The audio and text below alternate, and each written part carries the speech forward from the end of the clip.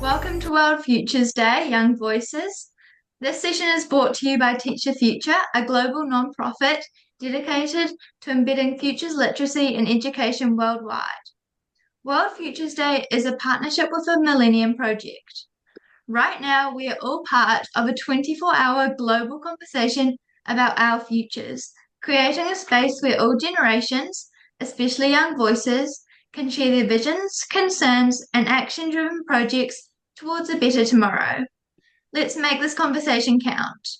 You can find facilitator bios on the event page. Facilitators, take it away. Hi everyone. Thank you, Hazel. So my name is Lionel, and I'm excited to kick off this year's World Futures Day Young Voices session alongside my amazing team of co-facilitators from Creator. Yeah, so in today's session, we will be unpacking the topic on Beyond School, reimagining the future of youth third spaces. So let's begin our session with a little warm-up exercise. Can I get everyone to introduce yourselves? You can type into the Zoom chat or use our interactive Miro board with the link that will be shared into the chat. And just feel free to share more about yourself and let us know who you are and who do we have today. So do take note that we are signing into Miro, signing as a guest, if you do not already have an account. All right. So let me share my screen and let me know if y'all can see. I'll first pass over the time to our youth co-facilitators to introduce themselves. Hey, hi everyone. I'm Enya and I'm a 16-year-old student from Singapore. And I'm really grateful for this opportunity to speak about the future of third spaces with everyone here and introduce new perspectives to a global audience. A little bit about me is that I really enjoy participating in youth advocacy events like these, and I'm really excited to share my ideas and empower other youths to take initiative in shaping their futures. Hi everyone, I'm Niha. I'm also a 16-year-old student in Singapore. I like to crochet and I love to meet new people and hear about their perspectives and what they really think. It's a pleasure to meet all of y'all and I cannot wait to hear about all your experiences and all your views. Hello everyone, I'm Jay. I'm 14 this year and I'm studying in secondary school. I'm extremely grateful for this opportunity to share with a global audience about my views and perspective on youth third spaces. Hi everyone. Thank you. So I'll pass on the time to Carol, who is also our co-facilitator for today, to introduce herself. Hi everyone, Carol here. It's lovely to see all of you. Here in Singapore is Sunday, 12 noon. So this is our lunch hour. So good morning, good evening, good afternoon, wherever you are from the world. I'm also part of the Creator team, and I'm also one of the co-founders for Teach the Future Singapore Hub. So yeah, excited to hear what everyone has to share about the topic on youth third spaces from around the world. Thank you. Thanks, Carol. All right, so as the introductions come in, I'll first move on to our next part, which is to also introduce more about Creator and who we are. Yeah, so fun fact, like Carol is like a mentor to us all, and also I've learned tons from her after joining Creator. And also not to forget Luis, who's actually the founder of Creator, who might be present in our lobby today. So Creator is Singapore's first community school. So we actually bridge the gap between external school communities by bringing them into schools for students and also teachers to experience real-world learning opportunities. Yeah, so we also spent about 6 years working with youth in and outside schools to nurture and also support them in becoming change makers of tomorrow. So in our day-to-day work, we provide design thinking, social innovation, and entrepreneurship, and also theory of change through our immersive place-based community approaches that helps students to learn from real-world experiences, to meet industry professionals and ask them genuine questions so that will spark their interest as youth. So Creator is also based in a school. So yes, we are directly inside the school itself, and that has allowed us to study and also implement change in school systems as also anthropologists in our education by working hand in hand with our educators and also our school systems and the students themselves. So yes, a significant change that we had recently is that we have also expanded our scope and are now actively building residential youth communities by tapping on our experience working with youth over the years. Yes. So now I move on to also understand more from our youth as like what are their interests and what is their interaction like with creator, how they find creator through working together with us on spaces. Anyway, Niha or Enya?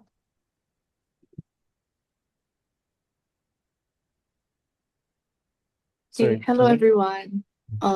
Again, I'm Enya, and a little bit more about Creator is that okay, so just for reference, Niha, Jay, and I have all been very have participated in a lot of activities that's held by the Creator community, especially in one of our residential areas, the Bidadari residents. So the Creator has set up a few spaces in certain schools and also residential areas. And I really appreciate what the space brings because it really brings all the youth together despite age, interests, and it's really a place to share. So what I realized about the space is that it's very versatile and it's very inclusive. So no matter what energy or what mood you're feeling, it adapts to your energy and it allows you to shape the space that you're in. So it's really giving youth that agency to build an ecosystem. Yes. That's true, and yeah, whenever I'm in these spaces, it honestly feels like I'm just at peace.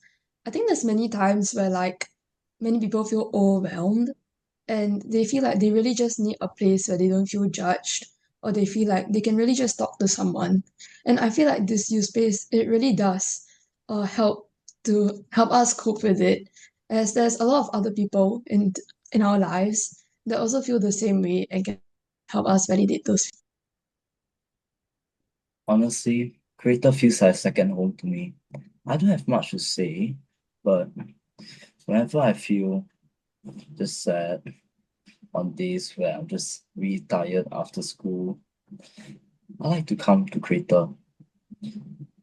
The reason why I say that it feels like home is because of the community.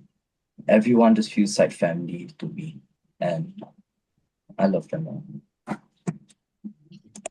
Well, thanks, Jay. These are really heartening words to hear from you guys. Yeah, so on that note, we would also like to find out more from our global audience today. We can see so many people logging in from different parts of the world, which is truly fantastic. Really like to also find out on our next board here, as y'all can see, in your country, like where do you youth gather and spend time outside of home and school? So what needs do these spaces actually meet for you? Would like you all to feel free to tap on this mirror board and share your examples here on these sticky notes. And without further ado, I would like to also invite like maybe one of our youth facilitators to also share more about what are the other spaces that you visit outside of home and school and what it genuinely means to you. Well, I think there are many youth spaces in Singapore, especially places where youth gather, because let's be honest, youth can really gather anywhere if they put much thought into it. But one of my personal favorite spaces is the park connector near my house. Though it's not the most interesting for many people, I do like the exercise and I really do like nature. And many of my friends, they do share the same like views and ideologies as me. So they really just like the peace and serenity of these places. So whenever I feel bored or I really just need someone to talk to, these spaces like really like help me understand and cope and just help me go slower in this very fast-paced life. And my friends are there to also help me like understand what I'm feeling. And sometimes it's not just for when I need a place to like understand my feelings. It's also a place to just really chill and to just spend my time in a meaningful way. Yes, I totally agree with what Niha said. And I think in my experience, right, somewhere I gather to spend my time with other youths is actually the gym because I really like exercising, but I also really like having small little interactions with other youths. And I think it's these small interactions that really build a community, because a lot of youths may be a bit intimidated by social interaction. But if we all have a shared purpose, which is to exercise, to get jacked, then it really brings us together and it allows us to have more meaningful interactions. I think something that in Singapore that I think Niha and I were talking about the other day was actually this youth calisthenics club that actually gathers in playgrounds in Singapore all across the country. And I thought this was so interesting because it's completely free and accessible. And it's just a youth club where people with similar interests in calisthenics can work out and train their skills together. And I think this is also another example of a third space that I've seen in Singapore. Somewhere where I really like to spend time outside of home and school is the library. I don't know, it's just something about the atmosphere. It's just so quiet, so peaceful. But I personally don't really like reading books. What I do like about library is I can play chess with my friends. It just feels very nice to have a game of chess with a friend. Let's talk about life. Maybe have coffee. That's good. Oh, nice. That's really nice. Oh, I also see an interesting response here. It says, increasingly, we spend time in online spaces. Do you guys also spend time on online spaces, or how has this been for you guys in terms of like any thoughts on this? I think Wait. Niha could share a little bit about this because I know that she loves being she loves interacting on social media and like expanding her social horizons. So Niha, take it away. Thank you, Enya. For some background context, Enya and I, we are really close friends in school. And I think one thing many people know about me is that I'm chronically online. But I do think online spaces is definitely a way where we can all spend time together. Because I feel like in today's world, it's really hard to always be with people you want to be with because of just everything in our life and how busy everything is. Sometimes you just need like a quick way to interact with people or a quick way to really just detach and like relax. So I think these spaces, they do really help with us interacting with one another. They also help us to like understand perspectives from like around the world. Because through online spaces, I've also made friends with people around the world. And it's really interesting to see how people from different countries can have such different perspectives on the same matter. And I would say that it really did like increase my perspectives and really made me sometimes change my views on certain issues in today's world. Wow. It seems like this spaces has actually helped to open your perspective towards various others who have went through experiences and like their lives as well. It's like putting yourself in the shoe of someone from the other end of the world, right? That's really, really interesting. I can see that for another response here, it says that in my country, lots of kids go to local recreational areas like basketball courts and libraries. Oh, we do have that too in Singapore. And it's like public basketball courts or like badminton courts where we see youth would gather and hang out with one another. Like I wonder, like Jay, do you hang out in these spaces as well? Like you mentioned the library is one of them. Like what are the Yeah. other activities that you do in the library with your friends as well? Oh, nothing. Unfortunately, nothing. You mentioned that you play chess with your friends also, Yeah, right? that's all. Okay. So that, I mean, I guess that's something unique as well. I mean, playing chess in the library with friends. And also, I guess there are also other areas. I know like maybe Niha is a little bit more sporty. Are there other like recreational areas that you visit too? Well, I think Anya and I, we both are really sporty people. So I think we have gone out multiple times. We actually played beach volleyball once with our friends, and that was honestly an experience. And honestly, something interesting about that day was we were not the only ones playing beach volleyball. There was another group of kids, like maybe 1 or 2 years older than us, also playing beach volleyball. And honestly, it was very fun and it was kind of funny in a way because our like courts were like side to side. So their ball would keep coming to our court, and our court would keep coming into like their court, and there was supposed to be this barricade which was supposed to like stop that from happening, but it kind of fell down. So like together we were both just like both groups were just trying to figure out how in the world we could get that barricade up. And honestly, it was just a very funny and like a fun interaction overall, which you don't really see that much nowadays. Yeah, honestly, I really agree because, oh, sorry, I really agree because I think that seeing all these like sort of impersonal spaces, like the recreation areas, like basketball courts and libraries, there's something about having youths repeatedly gathering at these places that really bring a sense of life. Because when you look at during school hours, they're just deserted and they're empty. But then suddenly at night after school, you see a bunch of people flowing in, and that's where all the energy and vibrance comes in. So I think to circle back to the whole idea of youth spaces is that youths don't need a fixed space they may not need a fixed space to form their own third space, but they do need that sort of community and the spirit. That is what is at the heart of third spaces that we're talking about today. You know, I'm also I guess could be considered a pretty sporty person. So I would really appreciate going to these third spaces as to play sports with friends and interact with them. Unfortunately, because of rugby training, I've been really, really busy and very exhausted. So I haven't really had the experience to spend a lot of times playing sports with my friends outside. But now that I think about it, I feel like it would be a really, really great way for youth to interact with each other.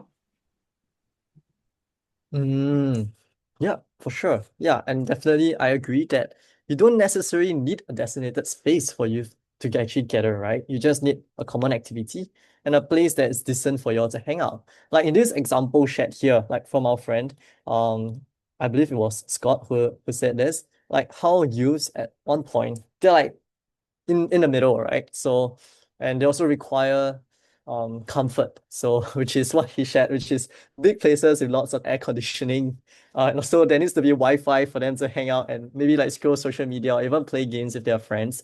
So I realized that it's really different and also how youths really adapt over the years to be able to find places of comfort of their own, while also being able to handle different cultures in these safe spaces as well. Definitely our youths are more versatile also, and seeing how that they are able to meet with people at different areas is truly very, very interesting. Yeah.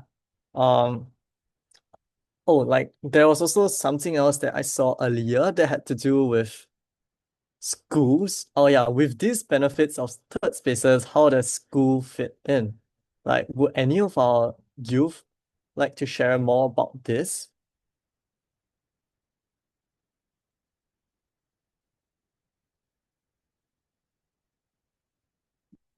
Like, is school considered a third space, or is that an area in school that considered a third space to you, or like what are the areas that you think can support third spaces with schools?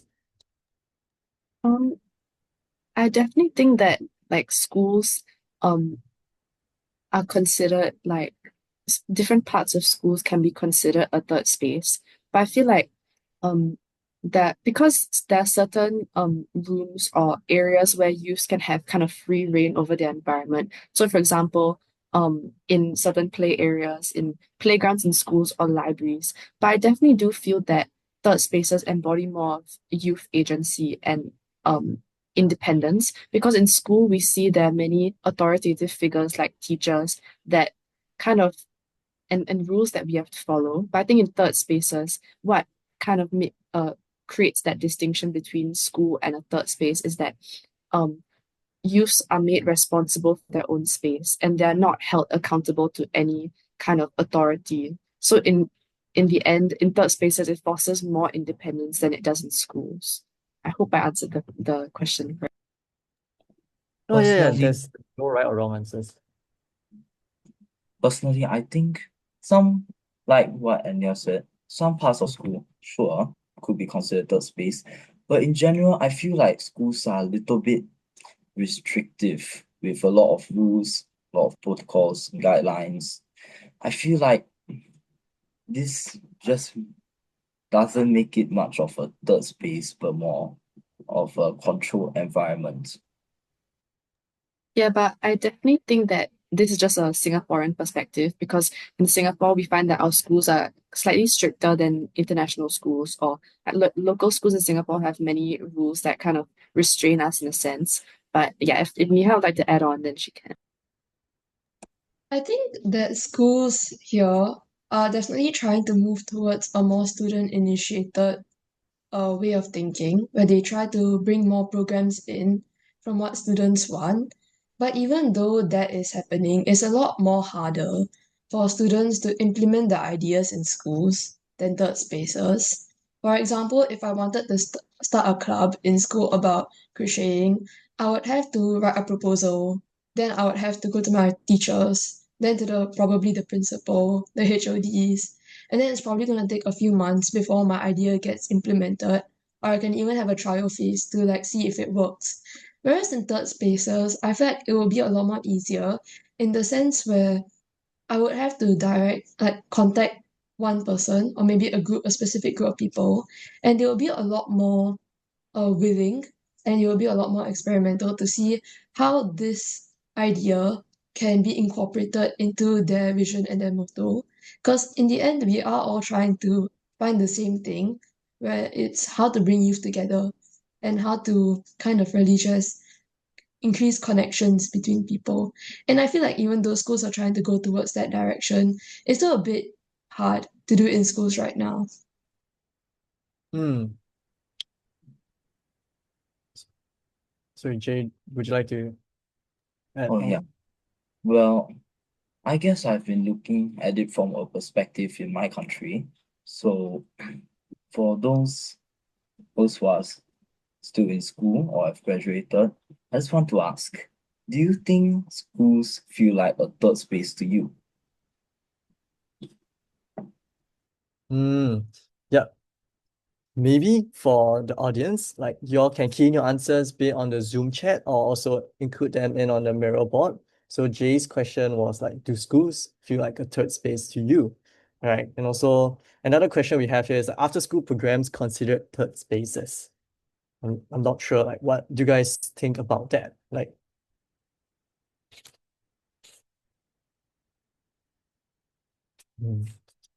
would any of you all like to share like about after school programs that you guys have in school? And is that considered like a third space to you all?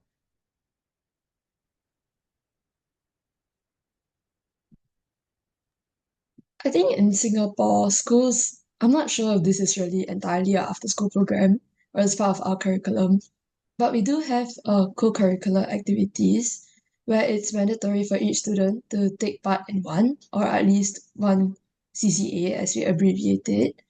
And I would say that these programs, though for some can be taken as a third space, sometimes it's a bit restrictive in the sense that, especially in Singapore, this is really specific to Singapore, but it's a bit restrictive in the sense where it's compulsory to take part at least one program.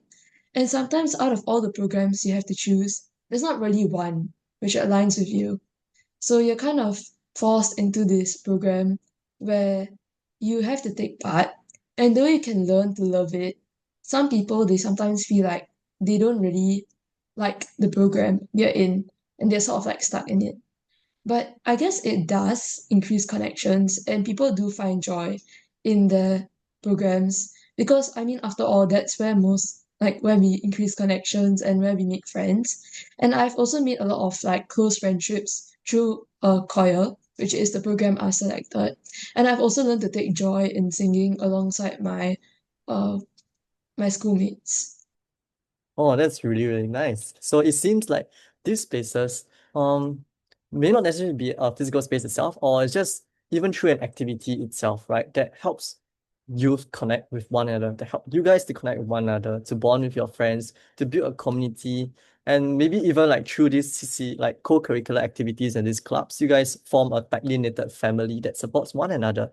So it also helps with your social and emotional support as well. And I can see on the chat here by Louis that says like how he was able to actually purchase stuff and bring it into the space and and helping to spruce things up and help to redesign it, which also then gives them a sense of like ownership of the space as well, which is really interesting for youth who would love autonomy, I would feel. Yeah, so that brings us to our next point, which is why youth need such spaces. So I've briefly came up with like a few pointers under each umbrella. So under social, emotional, and giving back, we also like the youth to share, like, are this what you resonate with in terms of this three pillars? What are the areas that you guys have, you guys feel or have applied in your youth spaces of your own?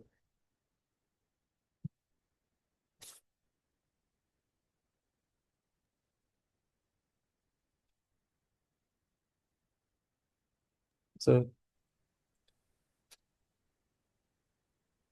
Okay, we'll so end.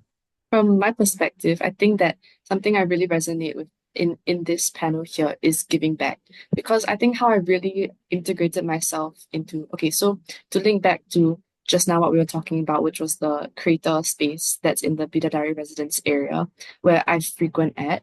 I think one of the main ways I've contributed or integrated myself into the community there is by giving back. So for example, we've held a few events, for example, the Christmas celebration and branding workshops. And I think that volunteering, my participation in especially branding workshops and facilitating some of these activities has really allowed me to be a villager because be a villager in the community, because simply just sharing and engaging with other people may not be enough, in my opinion, because I really like to help other people and experience that sort of satisfaction that comes from improving a space.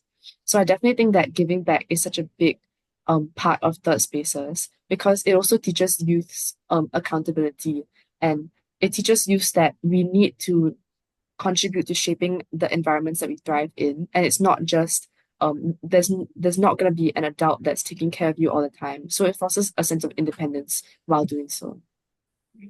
Yeah, agree. Yes. And also sorry, Jay, would you like to share as well? Oh yeah. Honestly, the emotional part about youth spaces really speak to me because in primary school, I guess I wasn't exactly accepted by a lot of my peers. So I felt very isolated and lonely at times. And I also felt like I wasn't able to speak my thoughts because it just didn't resonate with the thoughts of others.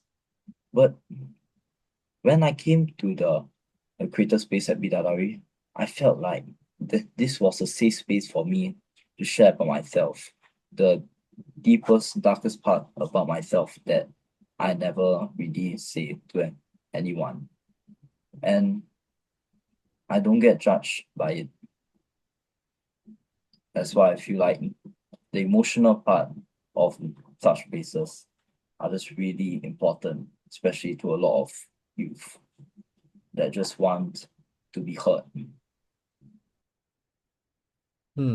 Wow, Jay. Thank you for being transparent and open with us about your emotions. It really means a lot.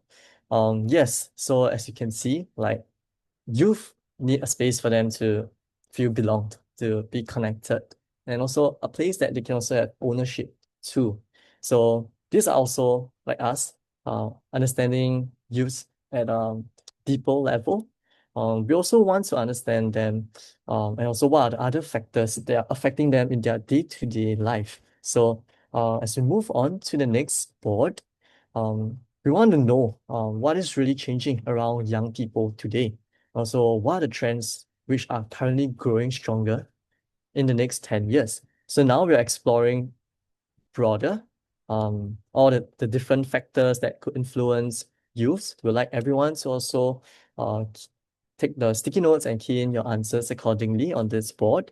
So we're really just broadening it, right? Finding out about the effects that youth are encountering in their day-to-day life. Yeah. So to share also like a simple global stats on social media usage. So social media itself, like as we know, it's becoming more and more popular, especially among the younger generation. So a global stat that actually showed that there's actually 5.66 billion active global identities as of late 2025. And it also represented over 68% of the world's population, also 4.8% annual increase, which is like 259 million new users. So you can see that, oh wow, like it's like social media is like booming. And also it could be that this is a new norm for youth to be able to meet with people online. I wanted to find out also from our youth co-facilitators today, like what are the other areas that are revolving around you that you think that everyone here should know about? I definitely think that from my perspective, or I think everyone can agree with the sentiment that the world is becoming a bit more uncertain and life is becoming generally more fast-paced. I definitely think this is because of more general like affairs that are happening around the world, like climate issues and political issues. Because we are definitely at the precipice of change in the world with technological developments and all of these things that add uncertainty into our lives. And I think that if we consider this like in conjunction with the changes in education and the spirit of youth, right? I think education is definitely becoming more social and more civic because youths, we see that more youths are being representatives in social issues. And that is a result of sort of their exposure to this uncertain environment and also the more socially oriented education. So I think an example I can give for this is from my perspective as a Singaporean student in local school. I think a lot of schools have this subject though, social studies. I definitely think that social studies allows us to explore ideas of our own government and other governments and to see how different developments in society can be mitigated if they're negative, or just generally, it allows us to have an increased perspective of global affairs. So I definitely think that because education is becoming so much more social and centered around change, use this is definitely what's like gonna change the dynamics of third spaces soon.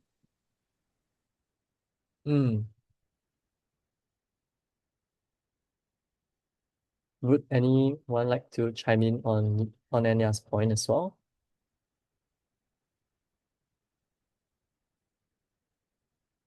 Okay, if not, there's actually a really interesting question that you have on the Zoom chat. So it's there's a question on whenever you have the time. So an opportunity, could you reflect on how involved you are in the decision making and overall operations of your schools as student leaders? Like, do your educators also like constantly consult with you all when it comes to designing school programs or activities? Would you all like to share a little more about that? Wait, that's honestly a very interesting question because I feel like, especially in my school, there is a lot of different groups of students where we all come together and we try to figure out new ways to solve existing problems or just ways to create programs where it's just a fun, nice time for everyone to just enjoy their time in school. And when leaders do make decisions about certain aspects in our school, they're always open to feedback and they're always open to the idea that these rules can change.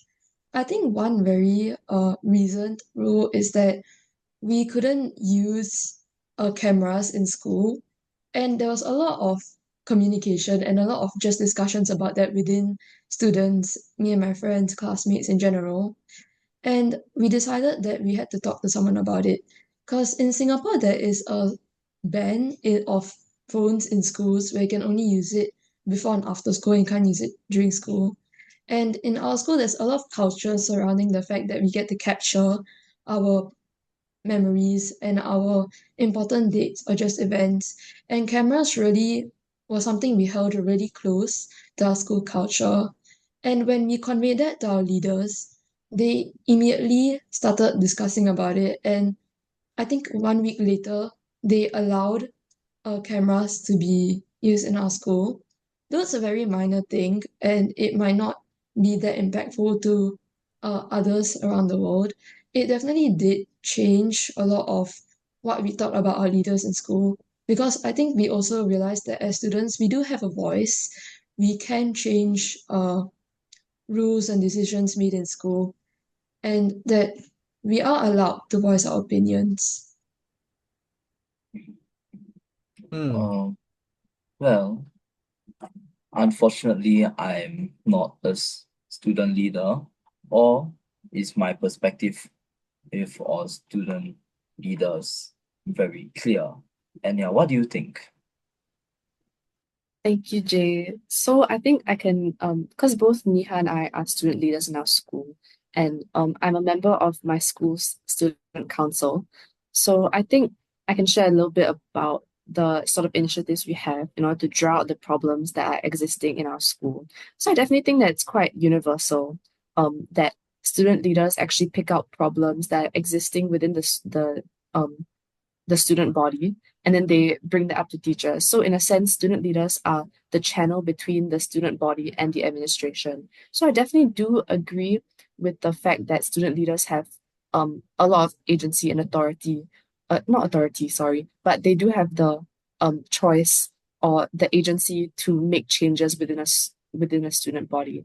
And an example of this is actually our student council holds an annual event called our SIDA conversation. So SIDA is just our school. So it's just a conversation where we do a mass gathering of feedback from our students, and then we then translate that into different student leader initiated events or initiatives. So for example, there's something called PIP.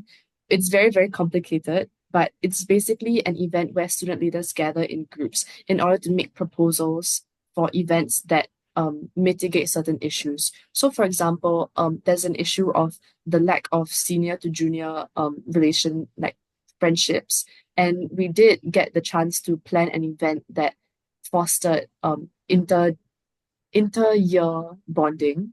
And I definitely think that it's a really great opportunity as a student leader to actually make change to your environment. I think it's like a microcosm of what youths can possibly do in the future if student leaders are given the opportunity to make changes to their environment in school, which is quite small scale. Then they are empowered to do so in the larger world once they graduate.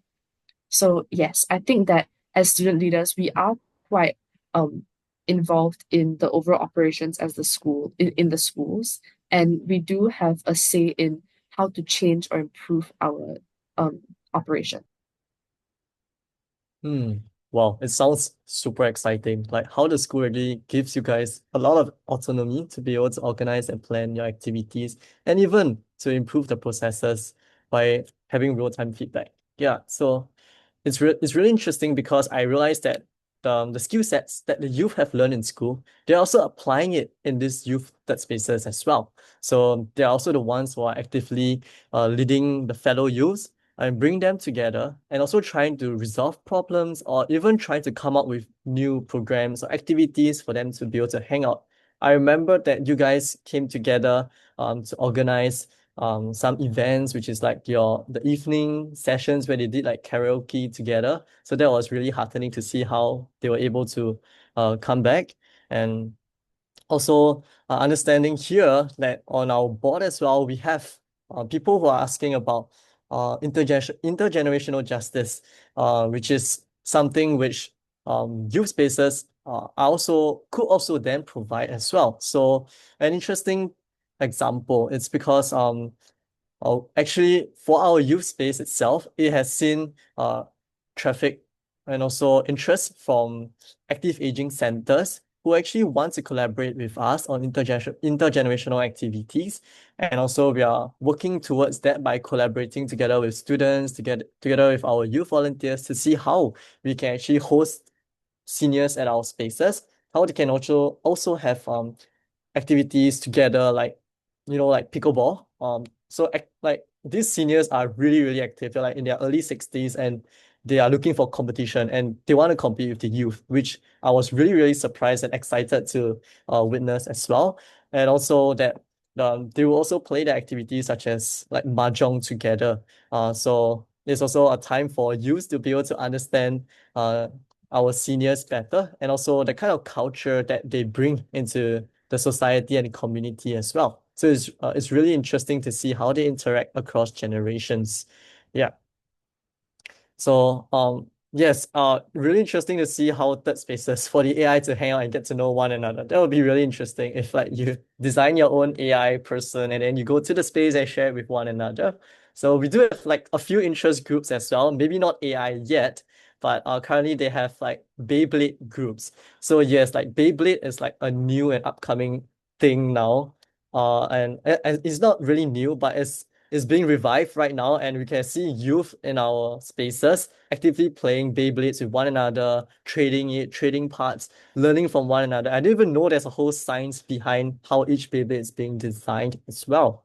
So with this, in also just to note, to respect everyone's time also, I think we'll have to move on to the next board, where we actually unpack what are the effects of early signs of change that you notice among youth mindset and attitudes, and also their behaviors. So we want to find out like which are these signs that could potentially reshape what youth spaces could be in 2035.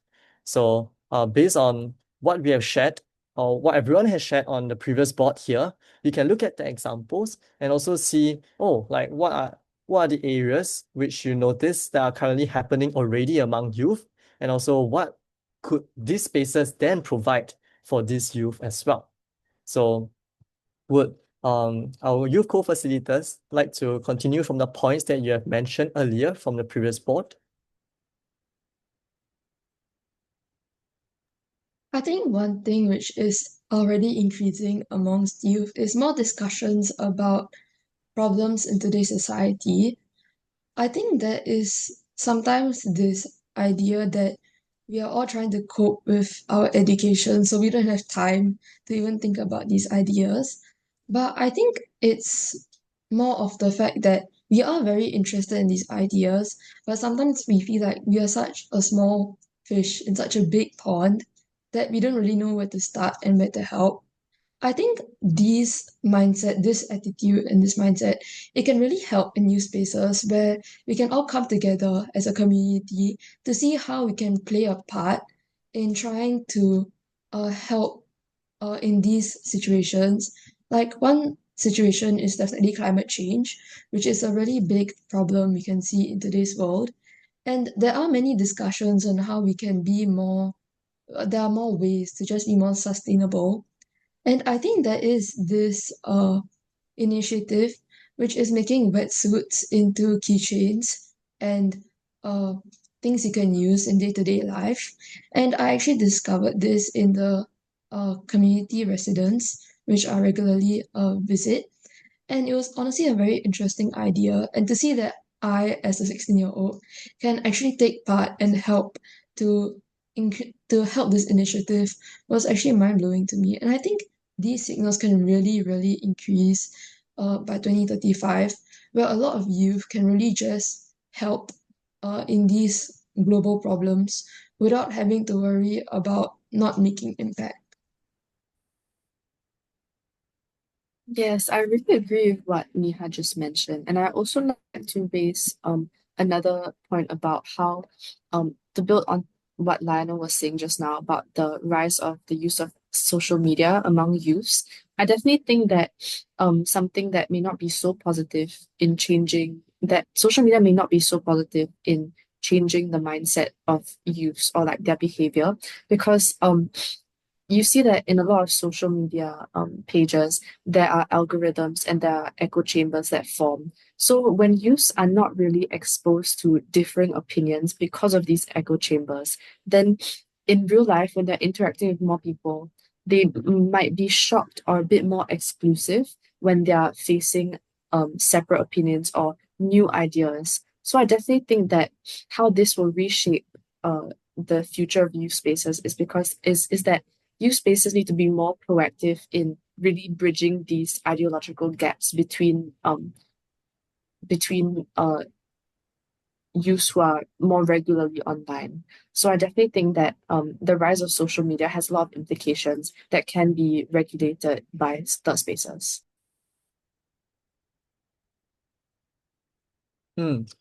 Yes, for sure, like definitely when we see the increasing trend in terms of youth consumption of social media, at times we might ponder, we might worry like, oh, could it be that because they're always on their phones, that's why they are more uptight, or like they are more withdrawn.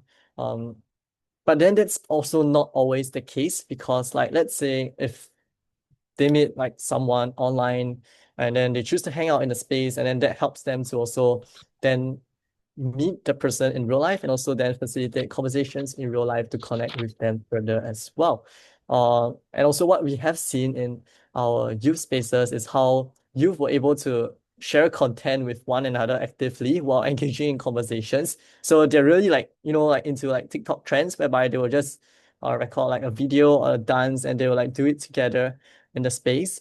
And also how they're able to adapt and learn as well, in sharing tips and tricks about different social media platforms, and also how to either like create like viral content based on their interests, or even to use it to study as well, which are some of the things that we have noticed too. I would like to also unpack this. So it says that social media has acted like a pseudo-third space where groupings like Gen Z and Gen Alpha reject norms and attitudes of prior generations. Like, I wonder how this can be activated in the real world spaces. Like, do you all think that social media has prevented y'all from being able to like adapt to other generations within the space, or like the people around you? Or are you guys like also proactively involving the seniors or even the younger generation as well? I think instead of us immediately rejecting, or even though we have the idea that we have to reject, it doesn't immediately become rooted in our mind that this is wrong, this is right. Instead, I think it sparks conversations between a lot of people, which helps us to create a better understanding of these norms and attitudes. And I think overall, it just helps us increase our perspectives and our views on these situations, and really just maybe not reject but accept it in a different way. Hmm. Yeah. Yeah, interesting. Yeah. Thanks for sharing that. Yeah, it really shows like how youth are also versatile and also willing to actually adapt and also have conversations across generations. Yeah. And I guess it could be that sometimes they need a little bit more time to be able to warm up. So another interesting stick note that we have here is like these spaces could be the sandbox where new approaches to sustainability and climate catastrophe are taken on while having fun along the way. Yes, like it could be places where they can work on interesting topics and issues that are revolving around the world. It could be like they have in-depth discussions on how they can actually further improve these processes as well, or how they could even brainstorm and come up with cool solutions that can help raise awareness for these issues too. Yeah. So now we would like to move on to our next board that will actually kind of summarizes what we actually observe in practice while managing these spaces of our own. So one thing to realize is like youth want autonomy and also like free play among themselves, and also how they can help one another to resolve conflicts on their own. May I know if these points resonate with our co-facilitators? I would like you all to just give a brief explanation of any like examples that you have encountered. I mean, who wouldn't want autonomy and free play if you think about it? Who wouldn't? If I'm not wrong, I read on some social media posts once that it's repetition, control that makes someone, how do I say this, not interested in a topic or activity. What youth really want nowadays, or maybe it's just me, is they want freedom. We have reached an age in our life where we feel like we want to kind of break free from control. And this freedom is something that I'm pretty sure most youth can relate to. What do you think, Niha? Do you agree? I think in a way it is very valid that when you reach a certain age, you do start to realize and think more about a lot of things in today's society, and you do start to develop your own opinions and your own ways onto how to solve or rectify these issues, which you really do want to see in play. And I do see that this freedom is definitely something I will never take for granted, for especially in these spaces. For I think they do give a lot of benefit to youth, where they do see that what their opinions and what they think is valid, and they can really help in today's society. And I think it also help that in the fact that when they do grow older, they can also start cultivating these ideas and implementing them in more large scale ways to overall just benefit society. What do you think, Kenya? Yes, I totally agree. And I really want to build on the point that Jay brought up, which is that youth now, like we're in a stage of our lives where we really want freedom. And I think that I really agree with this point because even in like the smallest scenarios, I think a lot of people can resonate with the fact that because when I was a young kid, my parents would tell me, "Oh, go shower at 5 p.m." And even though I really want to go shower, I really want to go take a shower. Just the fact that my parents are like putting this responsibility onto me and forcing me into like confining me into their like instructions, it just takes the fun out of doing certain activities, even like showering. It's a very, very weird example, but I do feel like when youths are given the autonomy to explore what they really want to explore without being told by a teacher or a parent that they need to do it, then it really fosters a sense of interest and like originality, because all that youths want is just to have something that they own instead of feeling that they are owned by someone else. So I definitely think that this is why youths want autonomy and free play, and this is exactly what we plan to offer in the future of third spaces. I also really agree with the point that the older youths are able to guide and mentor younger youths, because you notice that in our third space here at Creator, we don't really encourage the complete disciplining of youths by adults, because that's something that happens in school already and it happens at home when you're punished. But we do definitely encourage neutral learning. So when youths commit something not too great for the environment, when we make mistakes, the main point is to learn. And it's not to be punished, but it's to follow the example of the older youths. And it really forces that intergenerational dependence instead of just making youths compliant. Thank you, Enya. My main point is, I think that it's the ability to make our own choices and freedom that gives us a soul. Otherwise, we are nothing more than just a robot.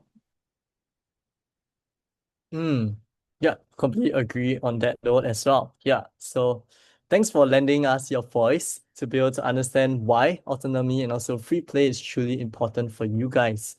Yeah, and it really helps us to understand that, hey, like as adults, are we being too restrictive? Are we really like imposing what we want for ourselves on the youth? Like, do we want to raise them to become people who are identical to us, or do we want them to have their own personality and their flavor as well? So that actually brings us to our next point. So having been in these youth spaces, we come to realize also that actually as adults, even when we notice the parents of youth and also younger children, they actually just stand aside and observe their children in action. So these adults, they actually play an undervalued role of just simply holding space, right? So they listen, they affirm, and they respect the voice of their youths and also of their children. So instead of just jumping in to tell them what's right and what's wrong, that you should do this or that, they actually provide on-demand or like a needs-based intervention, which actually requires like letting life happen and be witnessed before jumping in with solutions as well. Yeah. So to wrap up for today, as we continue to the end of our session, I would like to thank everyone for your active participation and contributions in co-creating the future of our youth spaces and for joining us in this topic today. So here's a little thought which you can take home. So youth third spaces are not about activities. So they are actually about the infrastructures that help young people navigate uncertainty. Yes, so with that, we'll come to the end of today's session. So thank you so much, and I'll now pass the time back to our facilitators from the Teach the Future team. Thank you, everyone, and thank you to our co-facilitators. Thank you. Bye. Thank you, guys. As we wrap up this inspiring session, thank you all for being part of World Futures Day Young Voices. Your perspectives and participation have made this conversation truly meaningful. The journey doesn't end here. New facilitators and fresh conversations begin at the top of each hour. You're welcomed to stay and continue exploring future possibilities with us. Some quick announcements. If you enjoyed today, this kind of learning doesn't stop here. It continues through Teacher Future's global online youth futures community. Right now, we are offering the following learning experiences. Campaigns for Change builds award-winning projects using futures literacy skills. Join Young Voices FutureWise Institute. We apply these learnings directly to your active projects and future initiatives. As part of World Futures Day, there is a special discount code to register. If you're not ready to take part in a learning experience yet, you can still stay connected by joining the Young Voices Network, a global community of young people engaged in futures thinking and change. And we'd love to hear about your experience. Share your feedback and receive your badge of participation. Please fill out our survey. I'll share the links in the chat now.